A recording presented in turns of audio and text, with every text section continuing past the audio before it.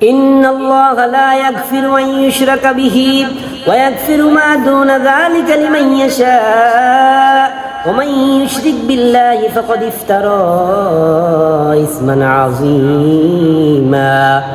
নিশ্চয় আল্লাহ শিরককারীকে ক্ষমা করবেন না, এই ছাড়া আল্লাহ যাকে ইচ্ছা তাকে ক্ষমা করে দিবেন। যে ব্যক্তি শিরিক করলো সে সবচেয়ে বড় জুলুম করলো।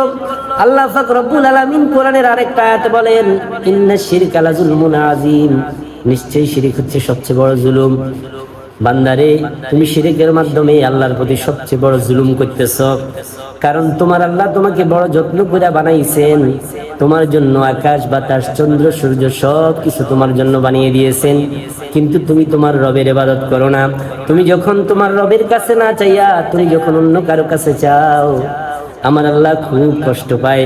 আমার আল্লাহ খুব আবেগ নিয়ে তার বান্দারে বলে, ইয়া আইয়ুহাল ইনসান, ইয়া আইয়ুহাল ইনসান মা গররাকা বিরাব্বিকাল কারীম।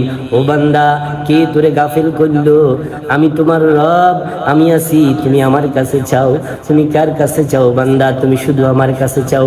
এজন্য আমার ভাইয়েরা, যেখানে আমার আল্লাহর প্রতি জুলুম করা হয়, যেখানে শিরিক হয়, ওই জায়গায় আমরা যাব না, ওই জায়গা আমরা এড়িয়ে চলবো। আমার ভাইয়েরা, এই কথাটা আমাদের খেয়াল রাখতে হবে। আমি মুসলমান, এটা আমার ধর্মে নাই, আমি কেন ওখানে যাব? ওখানে আমার প্রভুকে অপমান করা হয়, আমি কেন ওখানে যাব?